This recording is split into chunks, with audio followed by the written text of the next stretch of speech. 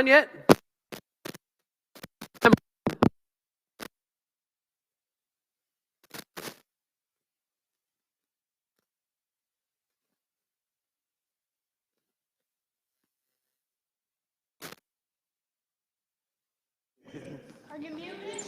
Okay, we're going to the backup plan. All right, that's totally cool. Is this working better? Oh, now you can hear me. And for those of you, if you're watching online, you can play along with this as well, and you can write in the chat your answer to this question. How many of you would say, put your hand up if you would say, you like all kinds of music? You're like, I like, yeah, if they're playing like a country song, like I'm in, and then like rap, and then like rock, and like smooth jazz, right? Like you would, some of you, see, I struggle with that. I believe you, but I struggle with believing you a little bit, okay? And here's why. Because I only like certain music, right? Like I'll hear like 5 seconds in, I know if I like a song or not, right? And that involves no country music at all ever, because I don't like country music. But if there, some of you, you're okay with going from like one to the next, you're all right with that? Okay, well, that's cool. Let me ask you this question then. And again, online, you guys can type this in the chat too. How many of you listen to podcasts? Few of you? Okay, that's a good number of you. Now, I have one last one. I was surprised by this one in first service. So let me ask this. How many of you listen to audiobooks? You listen to books on...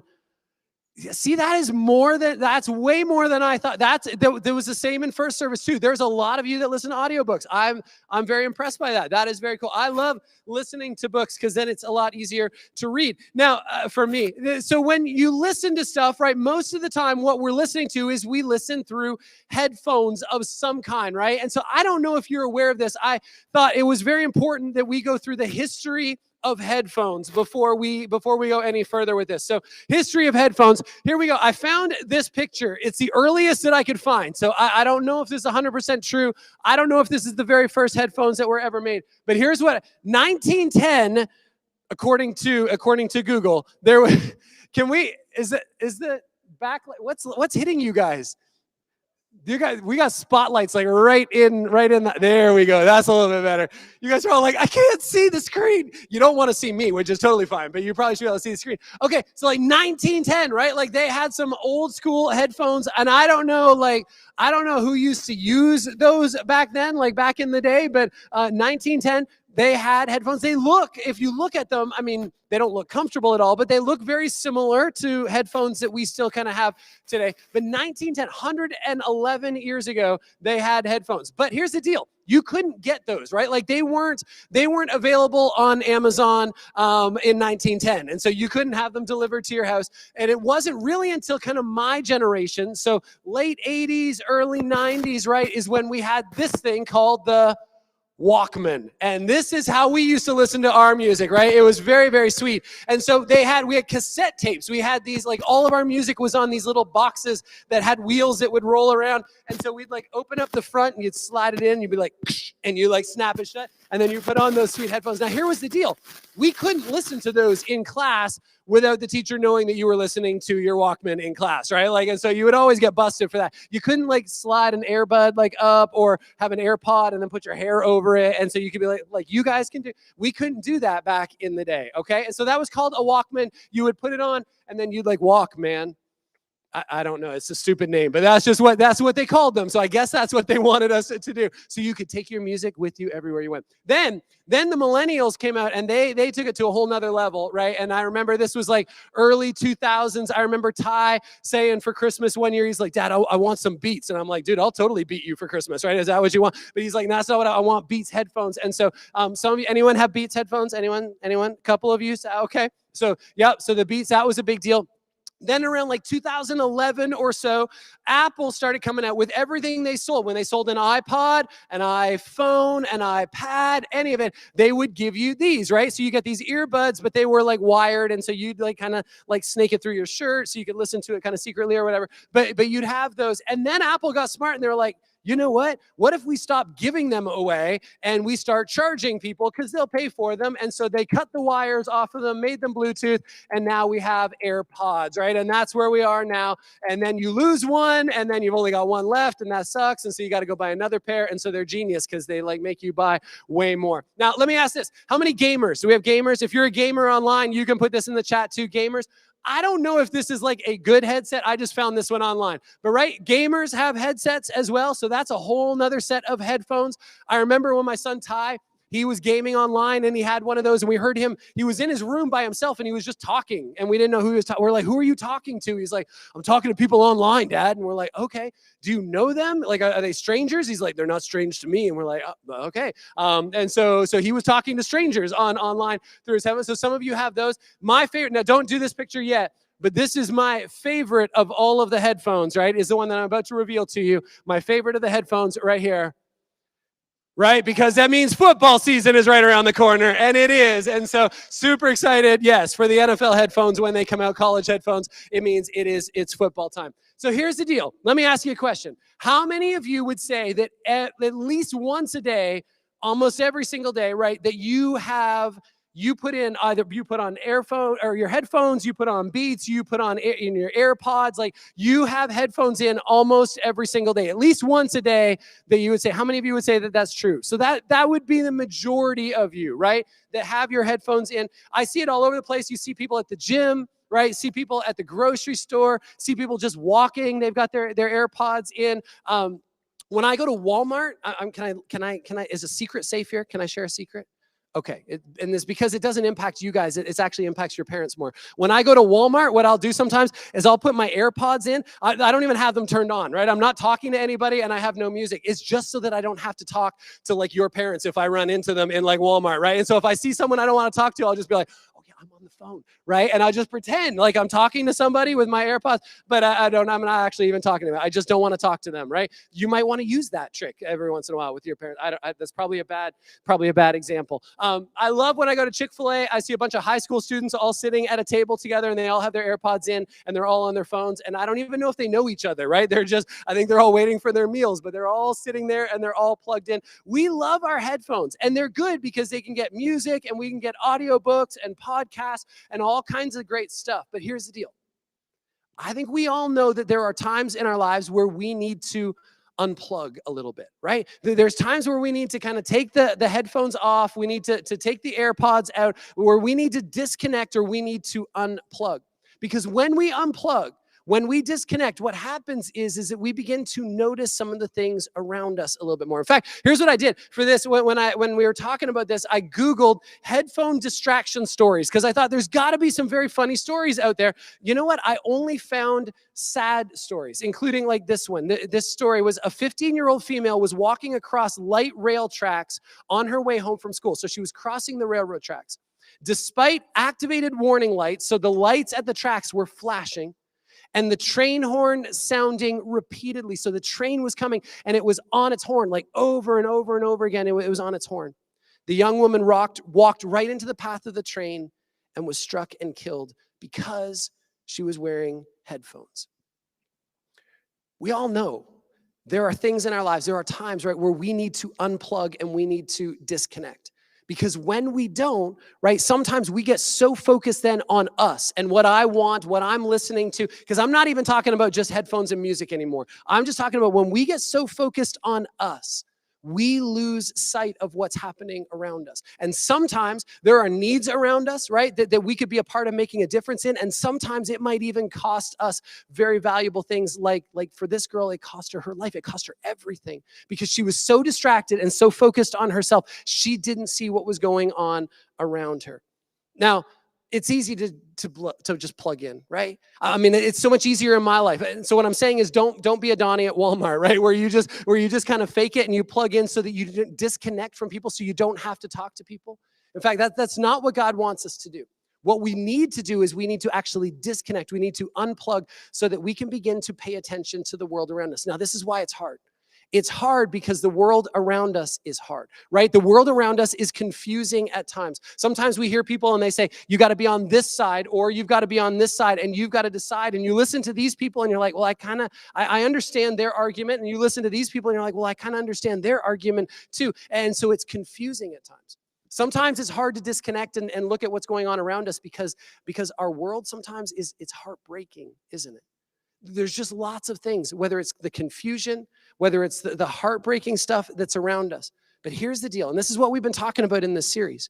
You are unique, and God created you in a very unique way to make a difference in this world. And it might be as simple as this. It may be like when you're leaving Target, you see a mom that's got 3 kids, and you maybe help carry her grocery bags from Target to her car. Or maybe it's when you're at school, and you're at lunch and you see that student that no one else is kind of hanging out with and they're kind of by themselves. And you say, why don't you come over and hang with us today and eat lunch with us? Maybe it's as simple as this. Maybe you figure out creative ways to sell some stuff so that you can raise some money so that you can help out homeless in our community.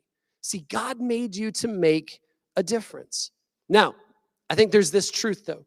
This is the truth that I think gets in our way a lot of times with this. And it's this, it's going to be it is already up on the screen. The idea of making a difference is sometimes easier and more exciting than the reality of making a difference. Let me just say that again. Sometimes it's so easy to get excited about the idea, about the dream of making a difference, about thinking that, man, maybe God could actually use me to help somebody else out, right? Like I could change the world. Like it's exciting to think about those things. It's a lot harder to actually do it, isn't it? I mean, it's easy for me to get excited about like the thought of going and working out versus actually working out, or the thought of if I would just read like 10 pages every single day, I would get a lot smarter. But then when I actually have to go read the book, I'm like, I don't really want to read a book right now, right? Like it's easier to think about, it's easier to dream about than it is at times in our lives to do. And so what do we do about that? Right? How do we disconnect? How do we unplug and stop focusing so much on ourselves and start to focus on the needs of others around us? Well, the Bible has some incredible answers for us. In fact, the Bible is a place that we go to when we're looking for answers for difficult things in our lives. It's like the best life hack ever. And so look at what it says in James 4, verse 7 and 8. These are the 2 verses we're going to look at for just these next couple minutes. It says this, so humble yourselves before God. Resist the devil and he will flee from you. Come close to God and God will come close to you. Wash your hands, you sinners. Purify your hearts, for your loyalty is divided between God and the world. Now, in this story, right, or in these 2 verses, we're going to unpack it. There's some really cool stuff here. There are 4 things that we can do every single day that God could use us to make a difference in the lives of other people when we do it. And what we're going to see at the end is there's 2 promises that God makes to us when we do these things. So let's look at these 4 things real quick. Here's the first. We humble ourselves. Look at James 4:7. It says this, so humble yourselves before God. Now, what does it mean to humble ourselves? It's simply this. It's when we realize that we're not the most important thing in the universe, right? And for some of us, we're like, I don't think I'm the most important thing in the universe. Okay, but you know what happens when like your mom or your dad says, hey, can you like take out the trash and can you wash the dishes and can you clean up your room and can you get your homework done? And I need you to do all of these things in the next like 15 minutes. And you're like, I don't want to do those things, right? I'd rather just kind of finish my show. I'd rather like go online, watch a couple more YouTube videos, right? There's some stuff that I would rather do. Guess what? When we get into that circumstance, that situation, what are we saying? We're saying, I'm kind of the most important thing in my universe, right? Like I don't want to do what it is that you want me to do. I want to do what I want to do. So we all fall into that trap. Here's what humility is. It's simply this. It's not thinking less of yourself, right? It's not comparing yourself to others and going, well, I'm not as pretty as she is, and I'm not as smart as he is, and I'm not as talented as they are, and there's no way that God could use me in the same way that God is using them. It's not thinking less of yourself. It's simply thinking of yourself less, right? You just kind of switch those words around. Not thinking less of yourself. Just think of yourself less, which means you have more room to think of others and to recognize the needs of others around you. Here's the second thing that it says. We can do this. We can humble ourselves and then we can resist the devil. Look at James 4, verse 7. It says, resist the devil and he will flee from you. Now, I don't know about you, right? But when I hear that there's this enemy, right, that's kind of wanting to like fight with me, I think in my mind, like, I need some fighting skills, right? Like I need to know how to defend myself and how to fight back. And so I wanted to show you guys, this is how old I am. This is like an old like YouTube clip, but it's still probably one of my favorites. And you're going to have to really pay attention and listen because he's got such a like redneck accent. It's awesome. But this is Diamond Dave's School of Ninja-ing, okay? And so check out this video. You're now a proud owner of one of Diamond Dave's Ninja Teaching Flicks. I didn't have to say the sign right there. Come on in here, Ninja. Here's my Ninja. It's so high quality, you can't even read his sign. Come on down. What we're going to teach you, what we're going to teach you in our first episode is a proper stance and a proper kung fu. And you got your Judy chop. That's your Judy chop right there. You got your karate chop. Karate chop. And you got your ninja chop. And your ninja chop, okay? Very important. The thing to do is like when you use a judo chopping, you got to say it, for you beginners, like a Judy chop. Because what you don't want to do is like be a Judy chopping and a kung fu kicking, and there goes your leg. There ain't much calling for a one-legged ninja out there. That there, hard as a rock, buddy. Let me show you something. They'll have last time, baby. Don't couldn't find your face. I don't want to hurt you. But you got me? But what we're going to do here, we're going to work on the ninja chop. So what we're going to do. You go a ninja chop. Now say, now sometimes it don't always work for a ninja, but it practice makes a perfect. Don't go ninja nobody, don't need ninja. All righty? Now let me tell you ninjas out there, this is not a game. Don't you be trying this at home on your kids or your dogs, okay? We got 3 or 4 fellas now. What we do is called a ninja pumping action. All right, we get our nunchucks, we get our firm hold on our ninja nunchucking handles, and we get them pumping.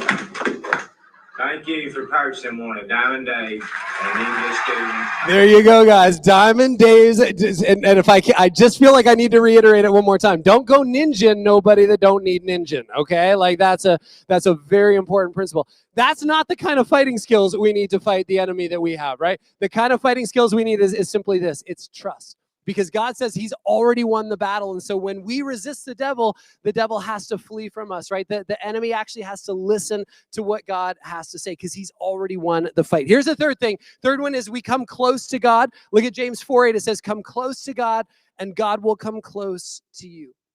That is so awesome. And I remember I was probably around your age when someone kind of helped me understand this, that the God who created the sun and the moon and the stars and gravity and the oceans, right? Like all of these things wants to be close to me, wants to have a relationship with me, wants us to be friends, right? That is such a powerful, powerful truth. I mean, and it's this incredible thing that God says, when we draw close to him, he will come close to us. Here's the last one, is that we purify our hearts. James 4:8 says this, wash your hands, you sinners, purify your hearts, for your loyalty is divided between God and the world.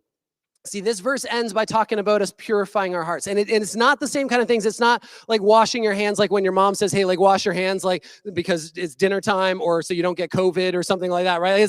It's not that. What this means is that we keep our hearts pure. And I say it that way on purpose because we can't make our hearts pure. Only Jesus can do that. When we say yes, when we put our faith in Jesus, he purifies our hearts. But then God's desire is to work with us to keep our hearts pure.